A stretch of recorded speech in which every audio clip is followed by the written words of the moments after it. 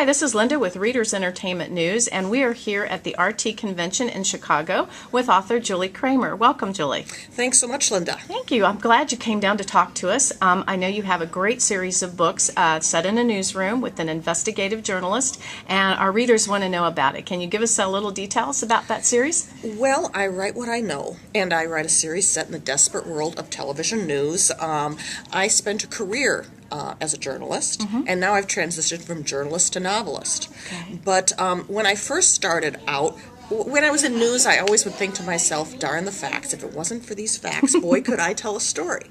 But when I sat down to try and write fiction, it was actually harder for me because I kind of was dependent on having facts and wasn't used to letting my imagination run. So it took a little bit of adjustment, but then I found that news was an excellent backdrop for fiction. That I knew how to type fast. I was good at deadlines. I have literally interviewed hundreds of people, most on the best or worst days of their lives, and that's helped me develop an ear for dialogue. So my protagonist is a TV reporter named Riley Spartz, and the books also address kind of how the world of news is changing.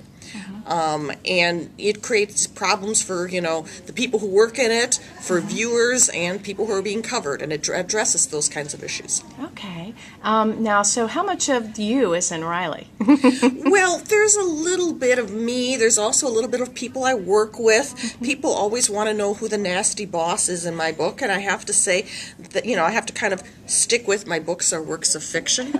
That's my story. And you're sticking with it. Yes, I am. Yes, I am. Okay. And you're at RT this year because one of your books is up for an award. Is it for Best Sleuth? It's Best Amateur Sleuth, and it's my current book, Killing Kate. Killing Kate. And it's coming out in paperback April 24th. Awesome. And in that particular book, my heroine investigates a series of cases in which a killer is drawing chalk outlines shaped like angels' wings around the bodies of his victims. Oh, fascinating. And it sort of takes you on a history of angels through the ages, but it centers around a black angel statue in Iowa City that's quite infamous, and it's 100 years old this year. And I know there's a picture of that on your website. It's a beautiful statue. It is stunning. Anybody who ever goes there, I recommend to go see it. But it didn't originally turn black. It was a golden bronze, and bronze exposed to oxygen can turn black. And at the time, people didn't really understand that process, and they took it as a sign that the woman who commissioned the statue was evil. Ooh. And a legend was born. Okay. And it, plays a role in my book 100 years later when this killer is drawing chalk outlines shaped like angels around the victims. Oh, wow.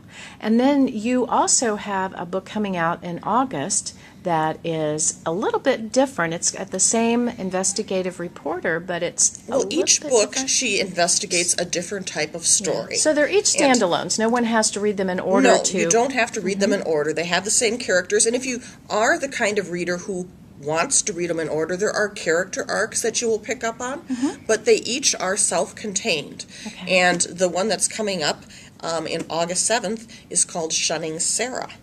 My books started out Stalking Susan, and then Missing Mark, Silencing Sam, Killing Kate, and now Shunning Sarah. And in this particular book, my heroine investigates an Amish murder that takes place in an old order Amish community in Minnesota. And what it kind of does is it looks at kind of the clash of cultures. You have the world of television news, and you have the cloistered society of the Amish. And a woman is found murdered, and we don't really know much about her at first. Her face has been damaged. She can't be identified. The police have to bring in a forensic artist, and it's only then that after they have a sketch made and it's distributed that she's recognized as a local Amish woman. And the rest of us are quite used to seeing victims and perpetrators' faces broadcast on television news, but her family is horrified and very distressed that her picture is being, because for the Amish, they don't like pictures.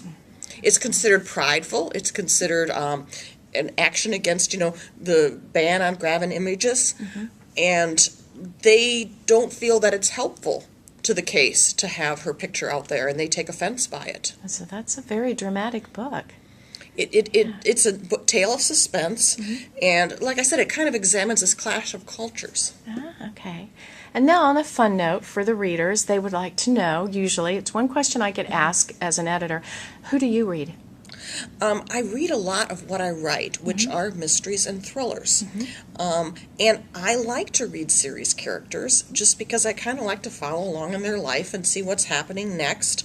I read Linda Fairstein and John Sanford and Kathy Reichs, and I just, I kind of go after that type of story.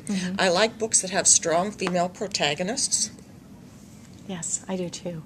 Great, thank you. Well, the book sounds great, and I wish you good luck on the awards ceremony. And thank you very much for talking with us today. I enjoyed our chat. Thank you for having me, Linda. Thank you.